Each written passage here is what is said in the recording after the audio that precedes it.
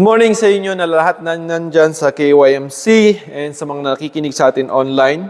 And today, nais kong basahin yung Bible or basahin natin yung ating Bible gamit yung English translation. And kung meron kayo dyan sa screen, sa 1 Timothy chapter 6, verse 1 hanggang 12, kung kaya niyong sabayan basahin or kayong ganitong translation, sabay-sabay natin itong basahin habang kayo'y nakatayo. 1 Timothy 6, verse 1 to 12. Sabi sa verse 1, "Those who are under the yoke as slaves must regard their own masters as deserving of full respect. This will prevent the name of God and Christian teaching from being discredited. But those who have believing masters must not show them less respect because they are brothers. Instead, they are to serve all the more because those who benefit from their service are believers and dearly loved. Teach them and exhort them about these things. If someone spreads false teaching and does not agree with sound words, that is those of our Lord Jesus Christ, and with the teaching that accords with godliness, he is conceited and understands nothing, but has an unhealthy interest in controversies and verbal disputes. This gives rise to envy, dissension, slanders, evil suspicions, and constant bickering by people corrupted in their own minds and deprived of the truth, who suppose that godliness is a way of making a profit. Now godliness combined with contentment brings great profit, for we have brought nothing into this world, and so we cannot take a single thing out either. But if we have food and shelter, we will be satisfied with that.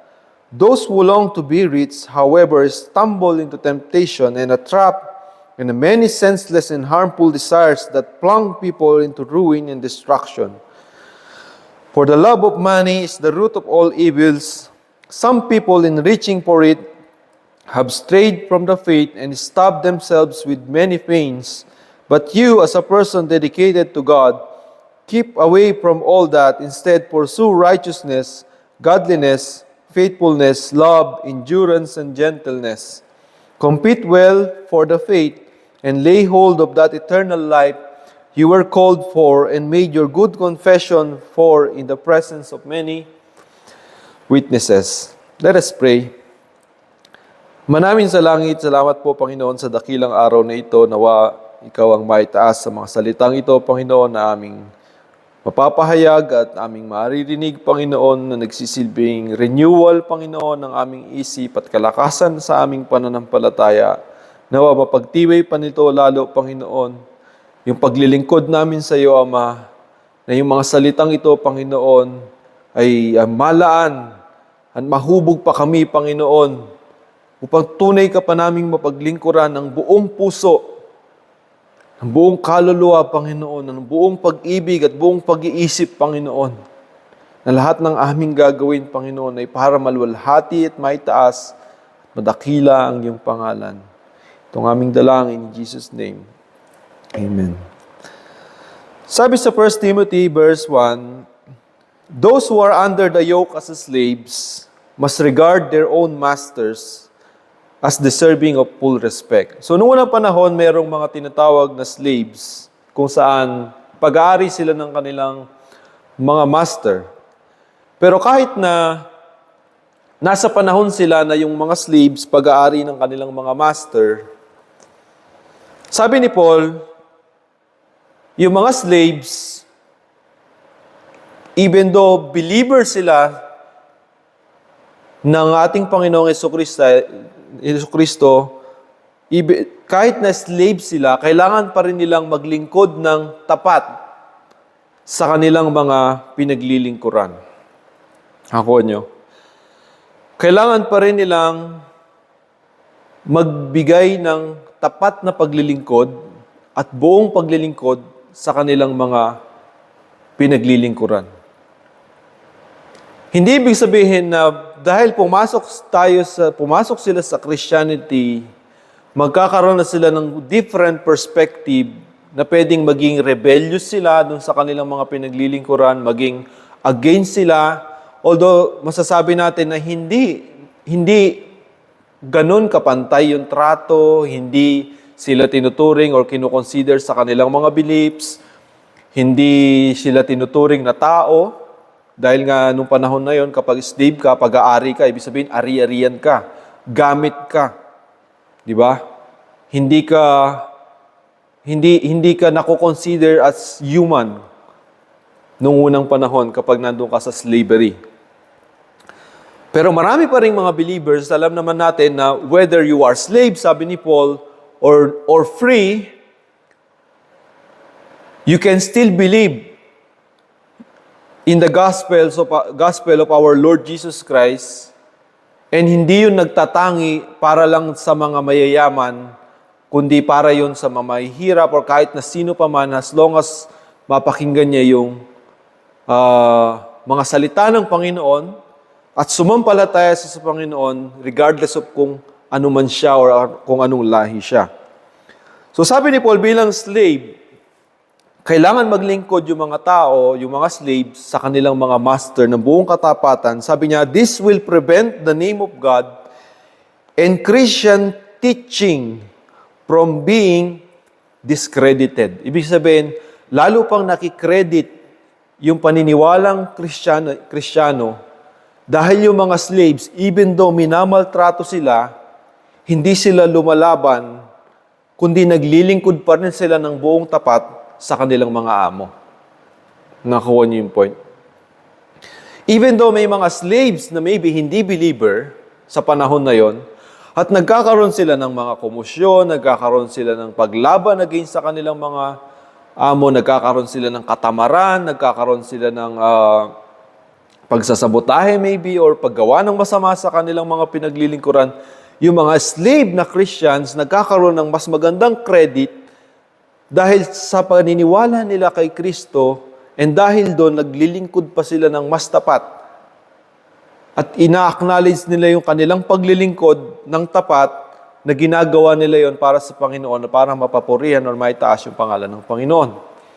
And so on, kung nagtatanong tayo ngayon sa panahon ngayon, dahil nga, although wala naman ng slavery, nandun na tayo sa concept ng tinatawag nga na industrialization, kung saan merong tayong mga company, meron kayong pinagtatrabahuhan.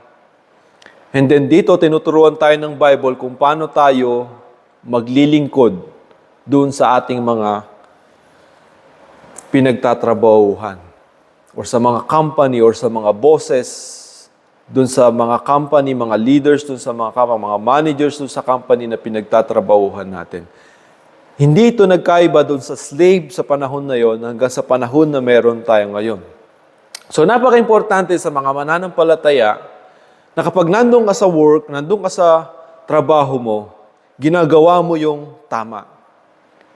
Hindi ka pa tamad-tamad, hindi ka nagiging stubborn, hindi ka nagiging rebellious doon.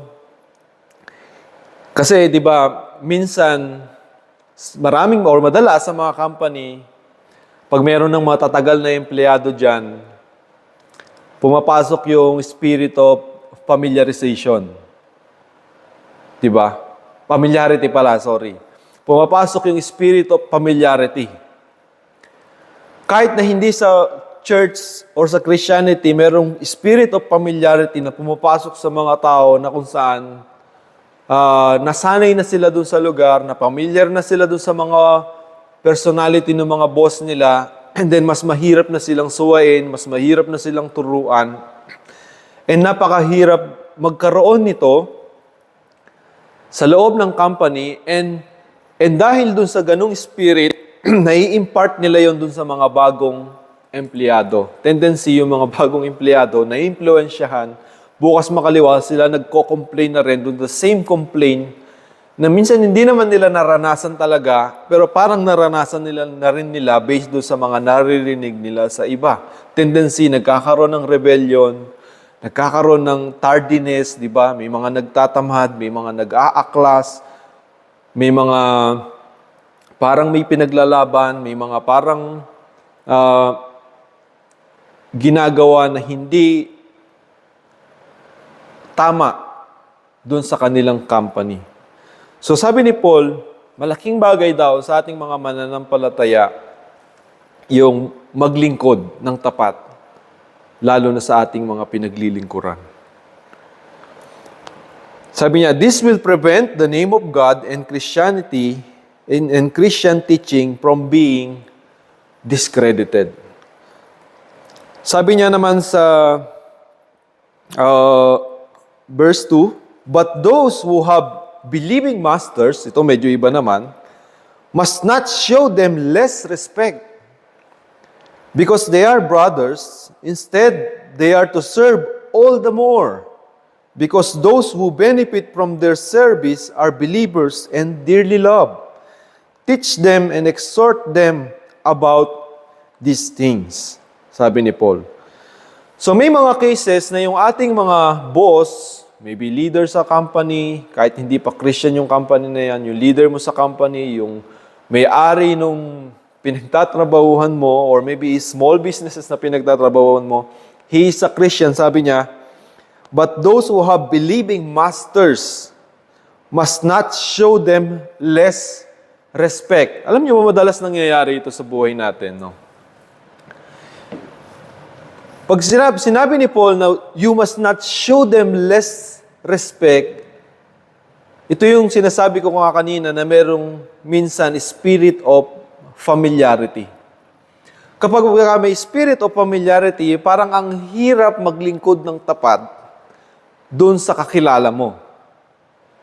Parang kailangan pagbibigyan kanya lagi doon sa gusto mo, instead na paglingkuran mo siya doon sa dapat na pinaglilingkod mo, lalo na kung nagtatrabaho ka sa kanya. Kaya sabi ni Paul, but those who have believing masters must not show them less respect. Alam niyo ba, siguro ihalin tulad na rin natin sa paglilingkod yan sa loob ng simbahan. Honestly speaking, whether the church is good or not, whether the church is successful or not, mas madalas naglilingkod tayo ng tapat sa ating mga company na pinagtatrabahuhan kesa sa loob ng simbahan. Sa loob ng company, kahit pa pagsabihan ka ng masasakit na salita, kahit pa masuspende ka, kahit pa pumangit yung image mo sa ibang tao, kahit pa mapahiya ka, or kahit pa makatwiranan ka ng maling paratang, it doesn't matter minsan di ba? Minsan, mas nakikinig ka pa, open yung ears mong matuto, open yung ears mong makinig, hindi ka maglalaban, hindi ka magiging rebellious, magpapatama ka, and tendency, mas mag-i-improve ka pa dun sa work na pinagtatrabahuhan mo. Kahit na hindi ikaw yung naaabuso, ikaw yung maraming nagagawang marami para sa company, lalo na dito sa amin sa aviation, kapag ka masipag ka, lugi ka. Kasi ginagawa mo halos yung trabaho din ng iba. Nagbe-benefit yung iba sa ginagawa mo. Kasi minsan group work di ba? Hindi mo masasabi na equivalent yung nararamdamang pagod ng iba. Hindi mo rin masasabi na equivalent yung skills ng iba. Minsan yung iba nabibigyan ng mabibigat na trabaho dahil kaya nilang gawin ito, yung iba hindi nila kaya.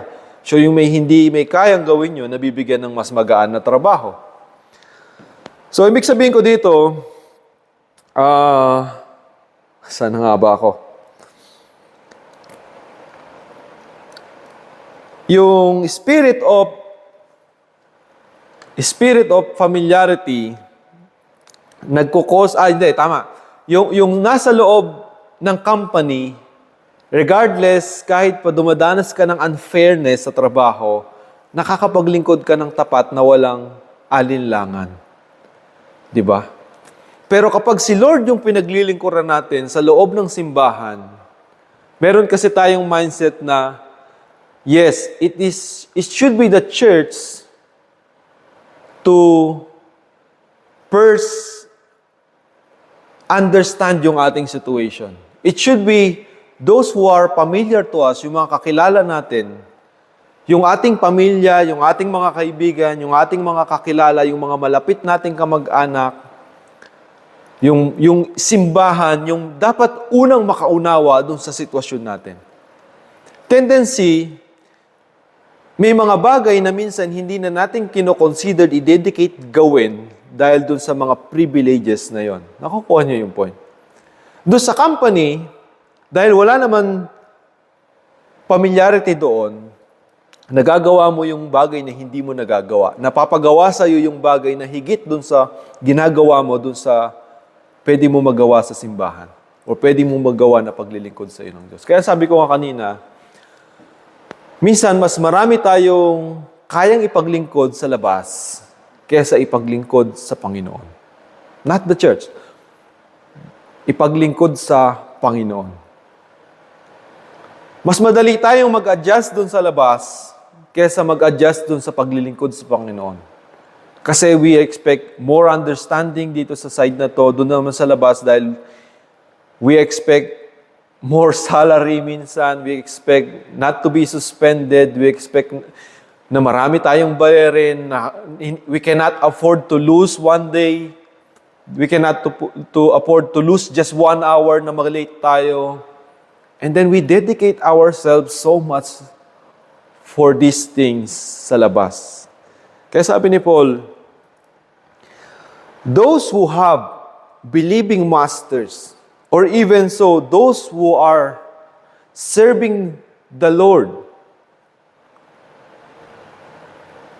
those who are serving the Lord must not show them less respect or less treatment, less support, less obedience, less effort to do the work because they are brothers. Sabi niya, instead, they are to serve all the more because those who benefit from their service are believers and dearly loved. Those who benefit from their service are for the Lord and dearly loved. Teach them and exhort them about these things. So, napaka-importante kay Paul na yun nga, ma-recognize natin, napaka-importante sa mga talatang ito na ma-recognize natin yung ating paglilingkod ay maging fair. Hindi lang maging fair, maging mas higit, maging all the more, sabi ni Paul. Pagdating sa Panginoon, kahit pa kapwa natin yung mananampalataya. Diba? Misa nga yung boss mo dun sa trabaho, napaka-kapal na ng mukha. Napakatamad na wala naman talaga siyang alam, mas marami ka pang alam sa kanya. Pero kaya mong maglingkod sa kanya ng tapat. Pero minsan sa loob natin, o pag makita mo yung kapatid, makakita ka lang sa kanya ng konting hindi mo gusto, nagre-react ka, hindi mo magawa yung paglilingkod mo kay Lord, naaapektuhan ka kagad. Pero tandaan natin mga kapatid, kapag tayo yung naglilingkod, we must always remind ourselves na pinaglilingkuran natin yung Panginoon para hindi agawin ni Satan yung pinaglilingkod natin. Gagaya nga ng nasabi ko sa inyo noon pa man, hindi nakawin ni Satanas. Kasi sineserve natin si Lord dito heart and mind, in will, in love. And then Satan will take that away and put hatred, put a lot of situation. You will lose yourself. You will lose your faith. You will lose your hope. You will lose your happiness. You will lose your joy. Di ba? Pero doon sa work, hindi natin yung nararamdaman dahil nga wala pang spirit of familiarity. Pero pag dumating yung point na nagkaroon ng spirit of familiarity sa loob ng work, nagkakaroon din ng mas matindi pang spirit, yung spirit of disobedience. Tandaan ninyo, magkaiba yung spirit of familiarity sa spirit of disobedience. Sa loob ng trabaho, may mga tao minsan na they will take advantage of what they can get. Ibig sabihin, they don't want to follow yung kanilang tungkulin sa trabaho. Yung inassign sila sa kanila, yung hinire sila, yung reason kung bakit sila hinire. Yung definition or yung job description kung bakit sila hinire. They don't want to follow it. They want others to do it for them, taking advantage of all the situation they can get. Taking advantage of all the privileges they can have.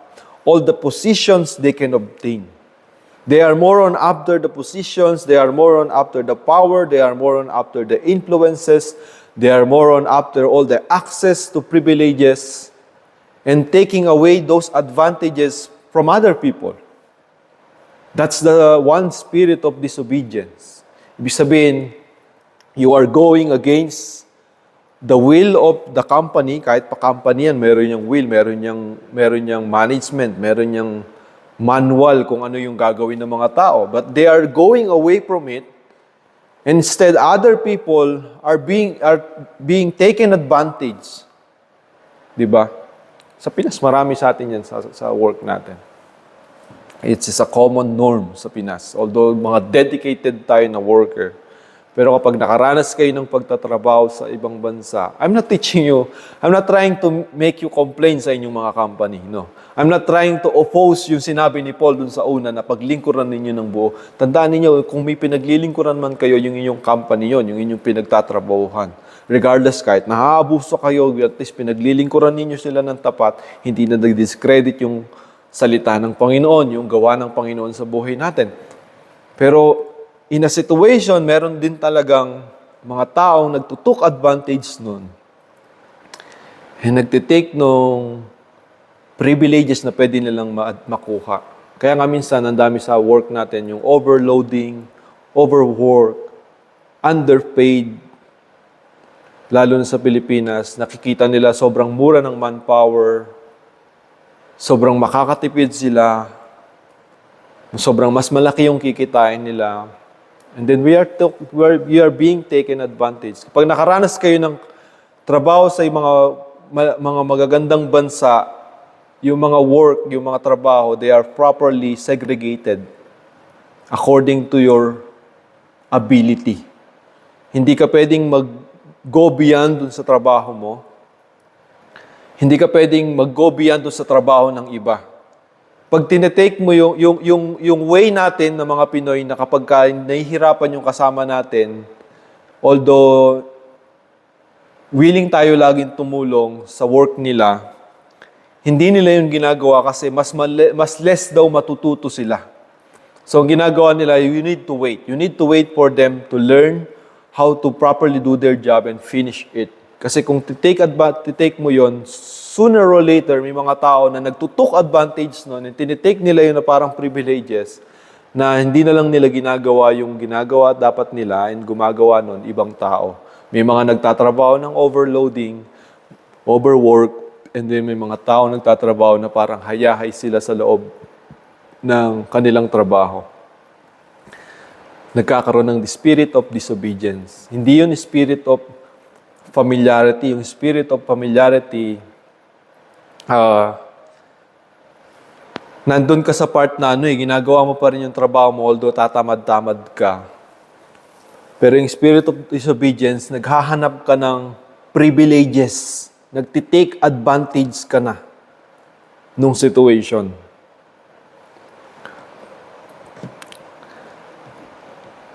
So kaya naman may sinabi si Paul dito,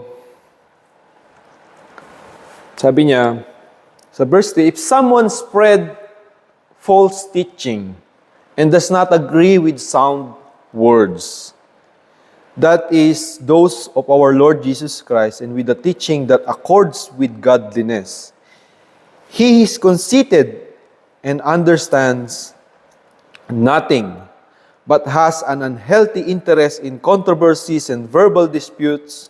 This gives rise to envy, dissension, slanders, and evil suspicions. Maganda example ulit sa work, no?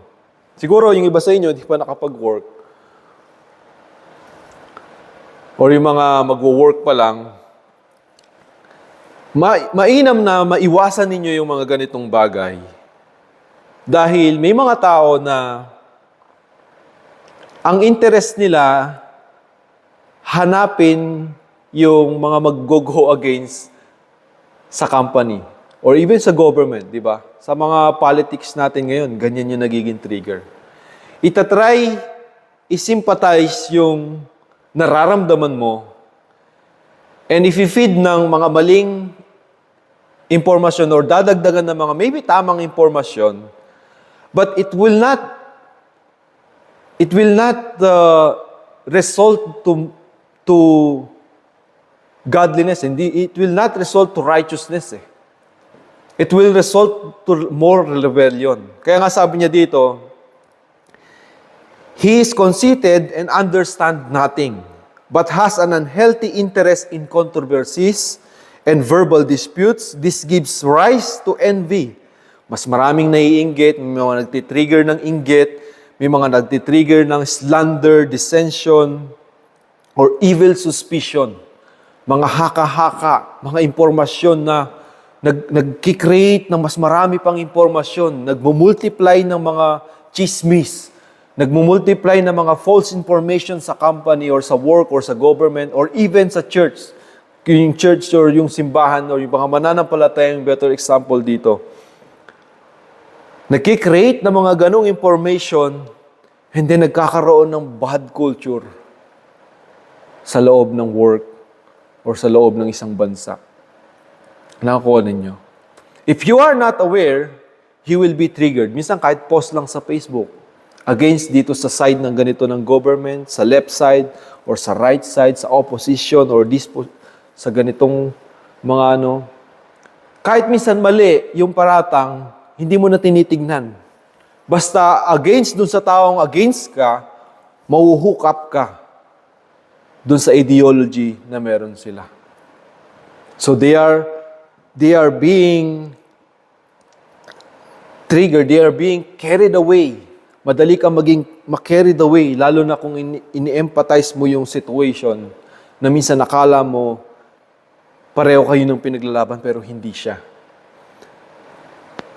Kaya sabi niya dito, they spread false teaching and does not agree with sound words. Pag sinabing sound words, ito yung mga convincing words. Sabi niya, that is those of our Lord Jesus Christ. Ibig sabihin, pag sound words, na-argue mo yung usapan sa katotohanan. You can communicate the truth. You can reach out the truth to them and then you will come into an agreement. Pero yung mga tao na mayroong mga spirit of rebellion or spirit of disobedience, you cannot convince them anymore. They will spread false teaching and does not agree with sound word and with the teaching that accords with godliness.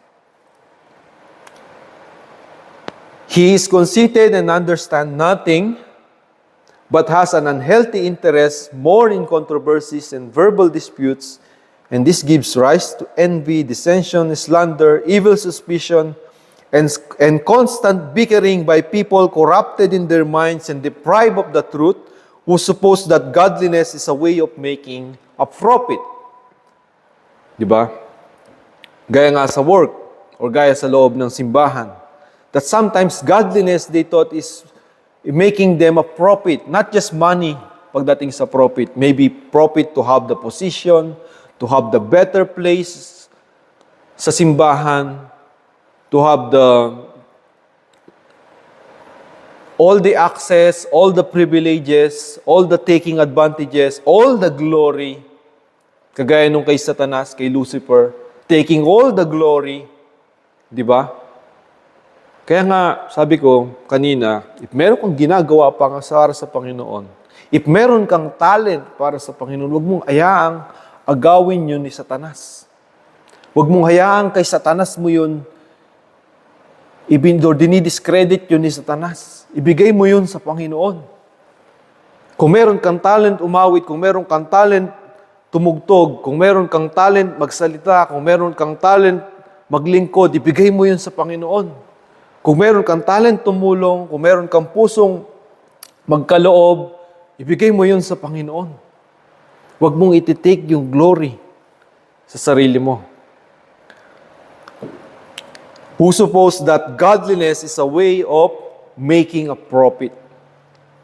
It is not about profit that we serve the Lord. It is not about what we can get that we serve the Lord. Yung iba pa nga, they give up their lives to serve the Lord. So what is it? Ano yung pwede nating isipin na magpo-profit tayo? If the Lord commands us to give up even everything para maglingkod sa Kanya, para makapaglingkod sa Kanya. para mabigay yung buong time natin para sa Kanya, para sa paglilingkod sa Panginoon. You don't think anymore about any worries sa buhay. Di ba?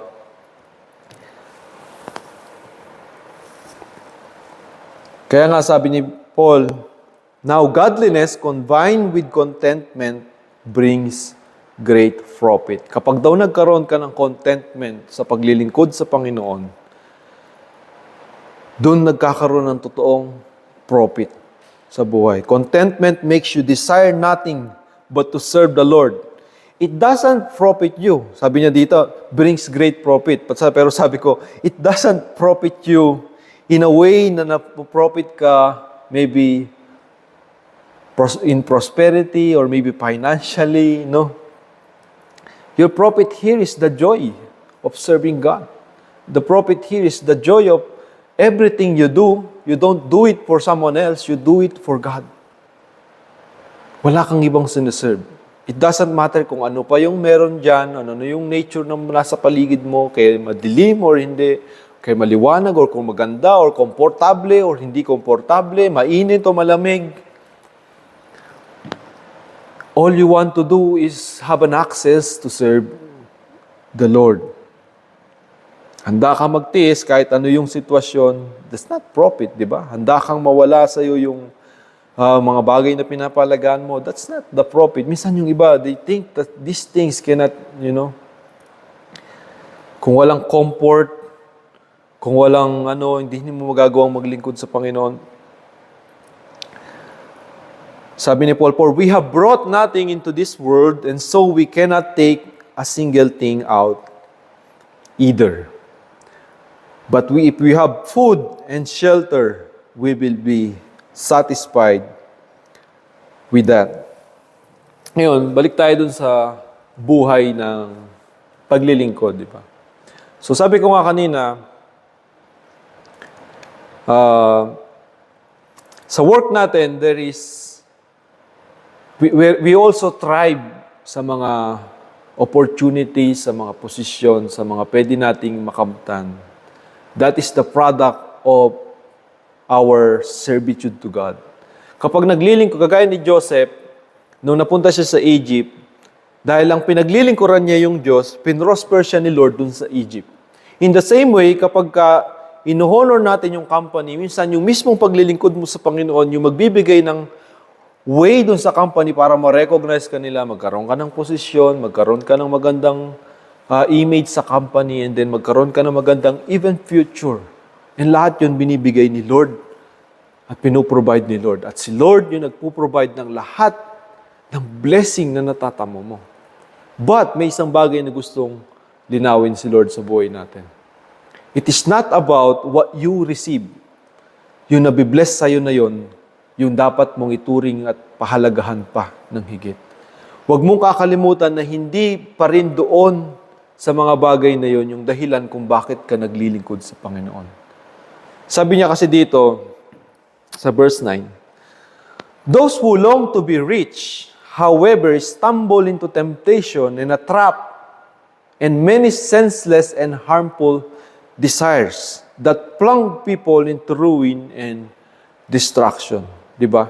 So, nililigtas tayo ng Panginoon or nililigtas tayo ng mga salita dito ng Bible sa mga ganitong sitwasyon sa buhay. Lalo na kung nasa trabaho ka. Lalo na kung meron kang magandang posisyon sa trabaho. Kung doon pa lang sa una, iniiwas ka na ni Lord doon sa mga rebellious, doon sa mga may spirit of disobedience, doon sa mga spirit of familiarity, hindi na sila makorek ng company, hindi na sila maituwid ng company. Kung doon pa lang nilalayo ka na niya, what more pa ilayo ka niya doon sa espiritu na puro na lang pagpapayaman. Puro na lang wealth. Hindi ka nga na-hook up doon sa mga rebellious heart nila. Kasi doon pa lang sa rebellious heart nila, doon sa disobedience nila, dititake nila yung advantage eh.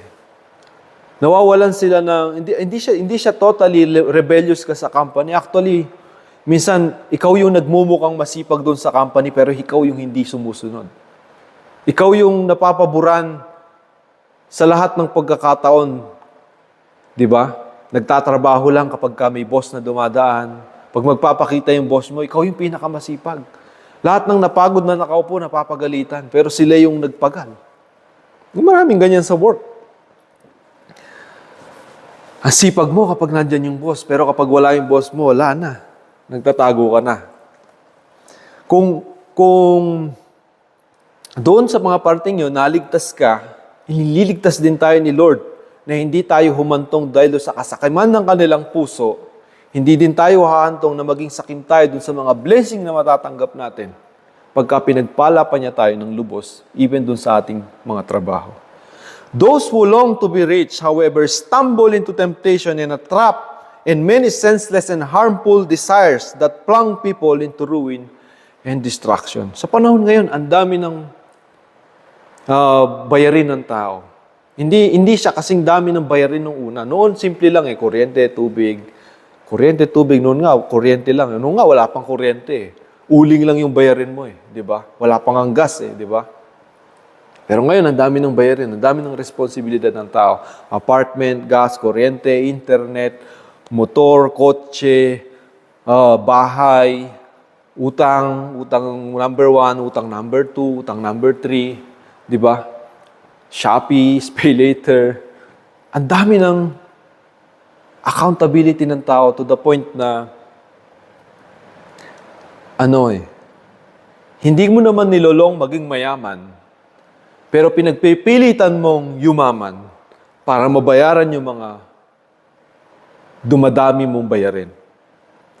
Tendency, habang dumarating ka rin naman dun sa opportunity na yon, tumataas yung position mo, dumarating yung pera sa'yo, lumalaki din yung perang natatanggap mo, and at the same time, lumalaki din yung mga bayarin mo. So, walang nagbabago. Hindi mo napapansin na nandun ka sa paglulong dun sa richness. And many desires, sabi ng Bible, harmful desires that plunge people into ruin and destruction. Kaya nga ngayon pa lang, if you are content, sabi ng Bible kanina, if you have shelter, food, we will be satisfied. Godliness combined with contentment brings great profit. Ang ganda ng profit na yun. Alam niyo kung anong profit na yun? Yung peace, yung kapayapaan. Meron kang payapang pagtulog sa araw-araw. Wala ka masyadong worries. Kahit nandun ka sa state ng kahirapan, hindi ka masyadong nagwo-worry sa mga bagay-bagay. Ang worry mo lang, yung iyong masisilungan at yung iyong kakainin. Sabi sa verse 10, for the love of money is the root of all evils. Sabi nga nila, money is the root of all evil, pero sabi nga ng Bible, the love of money. It's not the money itself, but the love of money. Ibig sabihin yung heart mo, where your treasure is, sabi ni Lord, there your heart be also. If your treasure is with money, then your heart is with money. Sabi ni Lord, love the Lord your God with all your heart. But if your heart is with money, then your money is your God. For the love of money is the root of all evil. Some people, in reaching for it, have strayed from the faith. Yung iba, tumalikod na sa pananampalataya. Nawalan na ng gana sa simbahan. Nawalan na ng gana, naubusan na ng panahon sa simbahan. Binalot na ng mga sitwasyon at alalahanin sa mundo na to the point na parang kapaguran or suliranin na lang yung paglingkuran pa yung Diyos sa buhay natin. Mas maigi pang i-spend na lang natin sa pagtatrabaho, mas may papakinabangan pa tayo. Nandun na sa ganung state. Kaya nga sabi niya, have strayed upon people in reaching for it, have strayed from the faith and stabbed themselves with many pains. Sinugatan or sinaksak yung sarili nila sa maraming sakit na minsan hindi naman dapat nila mararanasan. Many decisions in life, many situations in life that you cannot take, many stab, ibig sabihin, pag sinabing stab, deep wound yung nakikreate niya. Pag deep wound, mahirap mag-heal. It takes time to heal. Without contentment, you will stab yourself more. And you cannot heal until you cannot be healed, or else you will start to be contented again. Go back to where God is. Go back to where you have peace with God even without all of these things. Kaya nga kahit nga nag-i-struggle kayo sa buhay ngayon, nag-strive kayo sa inyong mga career, nag-strive kayo sa inyong mga future, be aware of your heart. Follow God's teaching. Follow the scripture on how to obey the Lord, on how to serve your masters, on how to serve your company, and even how to handle the blessings that you receive, even though God will prosper you. Baka yung prosperity pa sa iyo ni Lord dun sa iyong company, maging katitisuran pa na hindi ka na sumampalataya sa Kanya. Yung pinag-pray mo na posisyon, yung pinag-pray mo na blessing, yung pinag-pray mo na financial support, yung naging dahilan kung bakit wala ka na ngayon dun sa prayer meeting. Anyway, but you as a person dedicated to God, keep away from all that. Instead, pursue righteousness, godliness, faithfulness, love, endurance, and gentleness. Compete well for the faith and lay hold of that eternal life you were called for. And make your good confession, for in the presence of many witnesses. Kumbaga kahit na magkaroon ka ng maraming evidence of your downfall sa harap ng maraming witnesses, make it a confession to God that you left everything behind and follow God's will and follow eternal life and treasure more your servitude to God rather than to money that doesn't end, that doesn't give you complete satisfaction of what you want to or what you desire.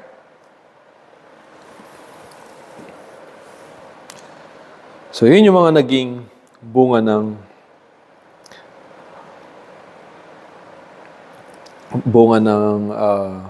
tamang paglilingkod sa Panginoon. Again, last verse, compete well for the faith and lay hold of that eternal life you were called for and make your good confession in the presence of many witnesses. Manalangin tayo.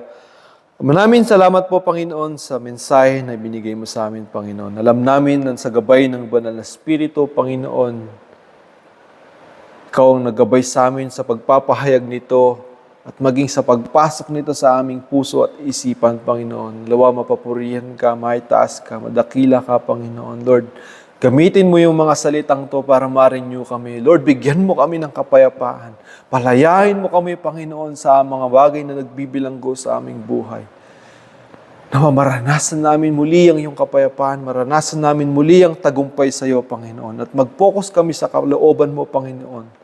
At maging kasiyahan namin ang mga bagay na magagawa namin para sa paglilingkod sa iyo, Ama. Dahil ito lang ang makapagbibigay sa amin ng totoong kagalakan, totoong kasiyahan, totoong kaibig-ibig. Lord, paglingkuran nawaan namin, Panginoon, kahit saan man kami, paglingkuran kanawaan namin, kahit sa aming mga trabaho, at masigit pa, Panginoon, sa mga simbahan, Panginoon, sa paglilingkod sa iyo, sa paglilingkod sa aming mga kapatid, sa paglilingkod sa bawat isa. Huwag mong hayaan, Panginoon, si Satanas, na agawin, Panginoon, yung glory na dapat para sa iyo, Ama, na ibinibigay at inahandog namin sa iyo. Mapalitan nawa ito ng kasiyahan, kagilakan, Panginoon. Ang bawat pain na nararanasan namin, ang bawat suffering na nararanasan namin, mapalitan ng kaligayahan, Panginoon, sapagkat ang paglingkuran ka namin ng tunay na nagbibigay sa amin ng buhay, Panginoon. Maraming salamat, Lord. Ito ang aming dalangin in Jesus' name. Amen and amen. So again, guys, see you again and God bless. And sa lahat na nakinig ngayon, mawapagpalain kayo ng Panginoon.